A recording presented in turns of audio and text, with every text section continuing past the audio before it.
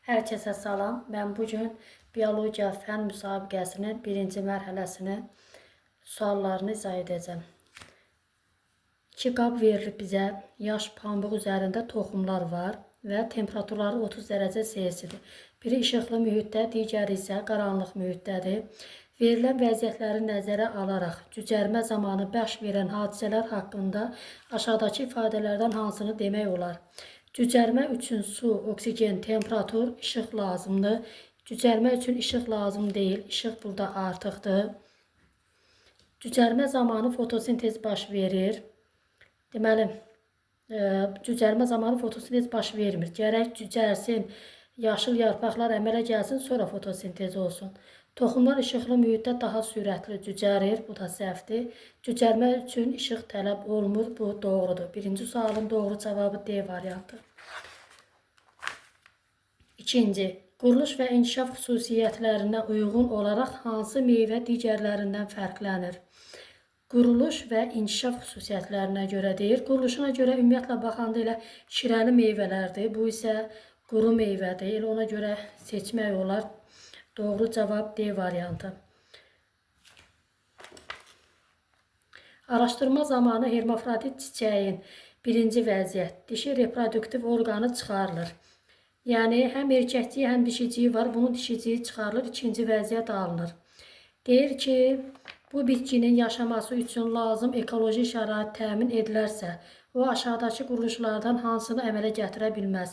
Meyvə əmələ gətirə bilməz, çünki dişicikdən əmələ gəlir. Toxum əmələ gəlməz, ancaq erkəkciklər olduğu kimi qaldığından tozuq əmələ gələr. Doğru cavab A variantı. Şəkildə suda yaşayan Valisneria bitkisinin erkək və dişi çiçəkləri təsvir olunmuşdur. Erkək bitkinin çiçəkləri suyun altında inkişaf edir. Çiçəyin ləçəkləri bir-birinin üzərinə bağlanaraq tozuqları sudan qoruyur. Çiçək gövdədən ayrılıb suyun səthinə qalxdıqda ləçəklər açılır. Dişi bitkinin çiçəkləri isə suyun səthində yerləşir. Dişi çiçəyin ləçəkləri su səthində kiçik çökəklik yaradır. Bu quruluş erkək çiçəyin yaxınlaşmasını asanlaşdırır və tozuğun dişi çiçəyin çoxalma orqanına çatmasına şərait yaradır. Bundan əlavə, bitkidən ayrılan yarpaqlardan da yeni Valisneria bitkisi inkişaf edir. Şəkildə verilib burada. Verilən məlumata əsasən bu bitki haqqında aşağıdakı ifadələrdən hansı yanlışdır? Tozuq suyun altında əmələ gəldiyinə görə mayalanma və ziqotun əmələ gəlməsi də suyun altında baş verir. Bu yanlışdır, çünki tozuq suyun üzərinə keçmişdir. Digər variantları da oxuyaq. Tozuğun əmələ gəlməsi erkək və dişi bitkilərdə çiçəklərin formalaşması cinsi çoxalmanın baş verdiyini göstərir. Bu doğrudur. Yəni, tozuq əmələ gəlsə, deməli, cinsi proses baş verir. Bitkidən ayrılmış yarpaqlardan yeni bitkilərin inkişafı vejetativ çoxalmanı göstərir. Bu da doğrudur. Çünki vejetativ orqanlarda çoxalma vejetativ çoxalmadır. Erkək bitkinin çiçəyinin ləçəklərin suyun səthində açılması tozlanma ehtimalını artırır. Deməli, bu da doğrudur. Suyun səthində açılır. Suyun səthində açılır ki, suda ıslanıb batmasın. Çünki dişi çiçəklər üstdə olur. Bu da doğrudur. Deməli, bizdən səhvi soruşurdu. A variantı. 5. Faktiki ölçüsü 0,15 mm olan qırmızı qan hüceyrələrinin böyüdülmüş ölçüsü 30 mm-dir. Böyütmə dərəcəsini hesablayın. Burada böyüdülmüş ölçünü faktiki ölçüyə bölürük, böyütmə dərəcəsini tapırıq. 30-u bölürük 0,15-ə 2000 eləyir. Doğru cavab D variantı. Cücərməyə temperaturun təsiri araşdırmaq məqsədi ilə təcrübə aparılacaqdır. Təcrübədə noxud və ya mərcimək toxumlarından istifadə olunacaq. Aşağıdakı qrafiklərdə K, L və M mühitlərinə aid məlumatlar təqdim edilmişdir. Təcrübənin məqsədinə çatmaq üçün aşağıdakı fəaliyyətlərdən hansı icra olunmalıdır? Burada birincidə K-da şəkil üzrə baxırıq. Göy rəng temperaturdur, qırmızı oksigendir, sonra isə mavi sudur. Temperatur, oksigen, su və Baxaq indi noxud toxumları K mühitinə yerləşdirilib müşahidə edilərsə. Mərcimək burada bizdən soruşur ki, təcrübənin məqsədi çatmaq üçün aşağıdakı qrafiklərdə K elmi mühitlərinə aid məlumatlar təqdim edilmişdir. Temperaturun təsirini araşdırmaq lazımdır. Temperaturun təsiri araşdırmaqdan ötürü temperatur sabit olmalıdır, dəyişməlidir. Digərləri sabit olmalıdır. Baxırıq ki, K-da və M-də burada temperatur sabitdir, dəyişib. Digərləri isə oksigen və suyun miqdarı sabitdir. Digərlərini sabit saxlayırıq ki, temperaturun təsirini müəyyən edə bilək. Noxud toxumları K mühitinə yerləşdirilib müşahidə edilərsə, mərcimək toxumları el mühitinə yerləşdirib müşahidə edilərsə, bir mühitdə olmazsa iki mühitdə müqayisə etməliyik. Mərcimək toxumları K və M mühitlərinə yerləşdirilib müşahidə edilərsə, bəli, K və M mühitlərində oksigenlə suyun miqdarı sabitdir. Temperatur dəyişirik və temperaturun cücərməyə təsirini öyrənə bilərik. 7. Küstüm otunun yarpaqlarına toxunduqda yarpaqcıqlar bükülür. Qağayı qanadların köməyi ilə uçur. Noxud bığcığını dayağa ilişdirərək yuxarı qalxır. İnsanlarda sidik cövhəri kimi lazımsız və zərərli maddələr böyrəklər vasitəsilə xaric edilir. Canlıların hansı əsas xüsusiyyətlərinə dair nümunə göstərilməmişdir. Deməli, birinci qıcıqlanmadır, qıcıqlanma var. Qağayı qanadların köməyi ilə uçur, bu hərəkətdir, hərəkət var. Noxud bığcığını dayağa ilişdirərək yuxarı qalxır. Bu da mexaniki toxuma, yəni buna aid heç bir şey yoxdur. Mexaniki toxuma zəif inkişaf etdiyindən özünü dayağa bərkidir. İnsanlarda sidik cövhəri, bu da ifrazat var. Deməli, qidalanma yoxdur. Bizə də doğru olmayan sonuçdur. Doğru cavab B variantı. 8. Arının uçuş zamanı qanad əzələlərinin yüksək enerji tələbatını ödəmək üçün onun əzələ hüceyrələrində hansı orqanelin miqdarı digər toxumalara nisbətən kəskin dərəcədə çoxdur. Burada işləyən əzələyə bilirik ki, hüceyrədə mitokondri enerji verir. Ona görə doğru cavab C variantı. Hüceyrə haqqında aşağıdakı mülahizələrdən hansı yanlışdır? Eukaryot hüceyrələrdə iki membranlı orqanellər var, bu doğrudur. Hüceyrə canlı orqanizmin ən kiçik quruluş vahididir, doğrudur. Yeni hüceyrə başqa hüceyrənin bölünməsi ilə əmələ gəlir, bu da doğrudur. İxtisaslaşmış hüceyrələr davamlı olaraq bölünür, bu səhvdir. Misal üzərində göstərim, məsəl üçün bitkilərdə 6 toxuma var. Bunlardan biri törəci toxumadır, digərləri isə daimi toxumalardır. Məsəl üçün ötürücü toxumadır, sonra örtük toxumasıdır. Əsas toxumadır, mexaniki toxumadır, ifrazat toxumasıdır. Bunlar hamısı törəci toxumadan əmələ gəlirlər, özləri bölünmürlər. Yəni, onlar bölünmürlər. Doğru cavab D variantı. Bitki kökünün uç hissəsinin sxeminə əsasən hansı fikir doğru deyil? Baxaq, X ixtisaslaşmış hüceyrələrdir. X, bəli, əmici tellər, bunlar ixtisaslaşmış hüceyrələrdir. Z hüceyrələri kökün uzunluğa bölünməsini təmin edir. Z kök küçüyüdür, kökü xarici təsirlərdən qoruyur. Doğru cavab B variantı, yəni B doğru deyil. 11. Aşağıdakı qrafik eyni canlıya aid K, L və M strukturlarında olan hüceyrələrin sayını göstərir. Buna uyğun olaraq K, L və M strukturlarına aid ifadələrdən hansı doğrudur? Əgər M toxumadırsa, L-in orqanın aşağı səviyyədə yerləşməsi mümkün deyil. Əgər M toxumadırsa, L-in hüceyrələri ondan çox olmalıydı. Yəni, orqandan da yuxarı orqanizm olmalıydı. Orqandan aşağı səviyyədə mümkün deyil. Bu doğrudur. Bir doğru. Əgər L orqanizmdirsə, K orqanlar sistemi ola bilər. L orqanizmdirsə, bəli, ondan aşağı olmalıdır ki, hüceyrələrin sayı eynidir. Bu da hüceyrələrin sayı azdır. Bu da ola bilər. L strukturunda ən çox hüceyrə, M strukturunda isə ən az hüceyrə vardır. Bəli, göründüyü kimi bu da doğrudur.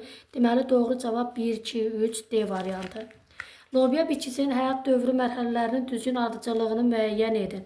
Burada birinci toxumun suvarmasından, toxumun qabığın şişməsindən, qabığın çartlamasından, yəni toxum şişib qabığın çartlamasından başlayır. Yəni 5-dən başlayacağıq, sonra kök əmələ gəlir 6, sonra 3, sonra 4 ardıcıl olaraq 2 və 1, axırda da meyvə əmələ gətirir. Doğru cavab C variantı. Şagird bitkilərin böyüməsinə təsir edən bəzi amilləri araşdırmaq üçün bir neçə təcrübə hazırlayır. Təcrübələrdə istifadə olunan dibçək bitkiləri eynidir. Torpağın növü və miqdarı eyni saxlanılır. Deməli, torpağın növü və miqdarı eyni saxlanılır. Həmçinin bütün bitkilərə eyni miqdarda su verilir. Yəni, su da eynidir. Qaranlıq mühit, işıqlı mühit, işıqlı mühit. Verilən şərtlərə əsasən şagird aşağıdakı amillərdən hansını bu bitki növünün böyüməsinin təsirini araşdıra bilər. Deməli, burada işıq, çünki birini qaranlıqda, ikisini işıqda saxlayıb işığı götürə bilərik. Temperatur, çünki temperatur fərqi də var. Bu temperaturun fərqini də araşdırır, götürə bilərik. Suyu isə deyir ki, eyni miqdarda su verir. Eyni miqdarda su verirsə, suyun bitkiyə təsirini araşdıra bilmərik. Doğru cavab B variantı 1, 2. Bitkinin qaranlıq mühitdə tənəffüs prosesi zamanı qəbul etdiyi və istifadə etdiyi maddələr şəkildə nömrələrlə və oxlarla göstərilmişdir. Deməli, bitkinin tənəffüsü burada qaranlıq mühitdə asılı deyil. Yəni, tənəffüs prosesində həmişə oksigeni udur, karbon qazını və suyu xaric edir. Oksigen, karbon qazı, su. Doğru cavab C variantı. Canlıların öyrənilməsində istifadə olunan müşahidə metodunun digər metodlardan, məsələn, təcrübə, əsas fərqi nədir? Yalnız ölü orqanizmlər üzərində aparılır. Xeyr. Təbiətdə baş verən proseslərə müdaxilə etmədən izləmək. Bəli, müşahidə odur ki, təbiətdəki prosesləri izləyirlər. Doğru cavab B variantı. Aşağıdakı məlumatlar bitkinin əsas hissələrinin funksiyasını təsvir edir. Suyu və suda həll olmuş maddələri köklərdən yarpaqlara daşıyır. 1. Yəni 1. Suyu və suda həll olmuş maddələri köklərdən gövdəyə daşıyır. Ona görə bu səhvdir. Sonra fotosintez yolu ilə qida maddələri və oksigen istehsal edilir. 2-də, bəli, 2-də yarpaq fotosintez edir. Bu doğrudur. Bitkinin çoxalmasını təmin edən hissəsidir 3. 3 cinsi orqandır, reproduktivdir, təmin edir. Doğrudur. 4. Bitkini torpağa bərkidir, kök bərkitməlidir. Bu da səhvdir. Deməli, doğru cavab 2, 3, B variantı. Doğru fikirləri müəyyən edin. Mamırların həyat dövründə sporofit nəsil dominantdır. Mamırların özü üzərində qametlər əmələ gətirir. Ona görə qametofit nəsil dominantdır. Bu səhvdir. Qıcıların həyat dövründə qametofit nəsil üstünlük təşkil edir. Xeyr, bu da səhvdir. Çünki qıcının yetkin bitkisi özü üzərində sporlar əmələ gəlir. Ona görə o sporofit nəsildir. Yetkin şam ağacı qametofit nəsildir. Yetkin şam ağacı, ümumiyyətlə çırpaq toxumlular, örtülü toxumlular, bir də qıcılar, bunlar sporofit nəsildir. Üstünlük sporofit nəsil təşkil edir. Ona görə qametofit nəsildir, bu səhvdir. Çiçəkli bitkilərdə rüşeym kisəsi dişi qametofitdir, bu doğrudur. Doğru cavab D variantı. 18. Şəkildə təsvir olunan tozlanma növü üçün hansı xüsusiyyət daha xarakterikdir? Həşəratla tozlanmadır bu. Erkəkçi sapların uzun və çiçəkdən kənara çıxması. Xeyr, çiçəkdən kənara çıxır ki, bu nə ilə tozlu külək vasitəsilə tozlansın. Bu doğru deyil. Tocuqların çox yüngül və hamar olması. Bu da külək vasitəsilə. Bu da doğru deyil. Çiçəklərin parlaq rəngli və nektarlı olması. Bu doğrudur. Çünki həşəratlar tərəfindən cəzb olunmalıdır. 19. Tocuq dənəciyi dişiciyin ağıcığına düşdükdən sonra mayalanmanın baş verməsi üçün elə doğru cavab tocuq borusu əmələ gətirərək rüşeym kisəsinə çatmalıdır. Bəli, tocuq dərəciyi cücərib tocuq borusu əmələ gətirir, sonra mikropilə vasitəsilə rüşeym kisəsinə daxil olur və orada mayalanma baş verir. 20-ci sual. Bitki və heyvan hüceyrələrini müqayisə edərkən aşağıda mülahizələrdən hansı səhvdir? Hər iki hüceyrədə mitoxondri və ribosomlara rast gəlinir. Bu doğrudur. Həm bitki, həm də heyvanda var. Bitki hüceyrəsində hüceyrə divarı olduğu halda heyvan hüceyrəsində bu struktur yoxdur. Bu da doğrudur. Heyvan hüceyrəsində iri mərkəzi vakol, bitki hüceyrəsində isə kiçik vakollar var. Burada bitki heyvan sözünü yerini dəyişsək cümlə düzələr. Ona görə elə doğru olmayanı soruşur. Doğru cavab C variantı. Verilənlərdən hansıların əmələ gəlməsində yumurtalıq iştirak edib? Yəni biz bilirik ki, yumurtalıqdan nə əmələ gəlir? Meyvə yanlığı əmələ gəlir. Meyvə yanlığı olanları soruşur. Bu birinci. Sonra meyvələri soruşur. Yəni burada birincidir, sonra beşincidir, bir də altıncıdır. Doğru cavab 1, 5, 6. Soğan nədir? Gövdəni soğanaqdır.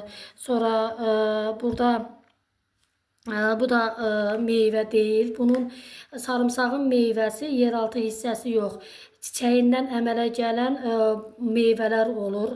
Məsəl üçün yer kökünün də bu kökün şəkil dəyişməsidir. Yer üstü hissədə, yəni çiçəkdən əmələ gələn meyvəsi, boynuçuq meyvə də bunun meyvəsi.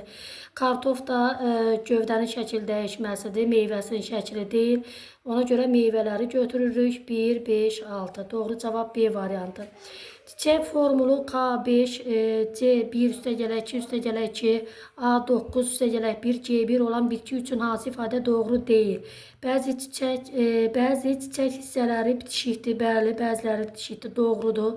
Çiçək yanlığı sadədir, xeyr, çünki burada həm kasacıq var, həm də ləçək var. Elə doğru olmayan B variantı. 23 şəkildə mikroskop altında soğan epiteli hüceyrəsi təsvir olunmuşdur. Miqyas xəttinin uzunluğu 50 mikrometrdir. Hüceyrənin uzunluğu isə miqyas xəttinin uzunluğundan 2,4 dəfə çoxdur. Yəni hüceyrənin uzunluğunu tapmaq üçün 50-ni vuraq 2,4-ə 120 mikrometr eləyir. 120 mikrometr. Sonra şagird şəkil üzərində hüceyrənin uzunluğunu 48 mm ölçmüşdür. Yəni bunun şəkil ölçüsü 48 mm-dir. Hüceyrənin faktiki uzunluğunu bunu tapdıq 120 və mikroskopun böyütmə dərəcəsini hesablayın. Mikroskopun böyütmə dərəcəsini bilməkdən ötürü biz bilirik ki, düstur verilib bizə. Faktiki ölçü bərabərdir. Şəkil ölçüsü bölək böyütmə dərəcəsi.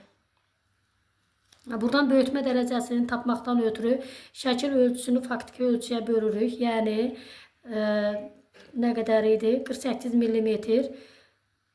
48 mm mikrometrə çevirək. 48 mini bölürük böyütmə faktiki ölçüyə. Faktiki ölçünü də tapdıq 120. 120 mikrometr. Böləndə burada 4, 400 qalır. Doğru cavab C variantı. 120 və 400. 24. Aşağıdakı qrafik müxtəlif temperaturlarda mikroorqanizmlərin çoxalma sürətlərini göstərir. Verilmiş fikirlərdən hansı doğru deyil? 30 dərəcə Selsidə mikroorqanizmlər ən sürətli çoxalır. 30 dərəcə Selsidə bəli, baxırıq ki, çoxalması sürətlə gedir. Doğrudur. 4 dərəcə Selsidə mikroorqanizmlərin sayı zamanla çox az dəyişir. 4 dərəcə Selsidə bu da doğrudur. Çünki sayı aşağıdan gedir. Yəni bunlar kimi sürətlə artmır. 15 dərəcə Selsidə çoxalma 20 dərəcə Selsidən daha sürətlidir. 15 dərəcədə 20-dən xeyr, görürük ki, 20-də daha sürətlidir. Elə doğru olmayan cavab C variantı. Mürəkkəb yarpağın sadə yarpaqdan əsas fərqi nədir? Mürəkkəb yarpaq saplağı üzərində bir neçə yarpaq ayası yerləşir. Sadə yarpaqda isə bir yarpaq ayası yerləşir. Doğru cavab B variantı.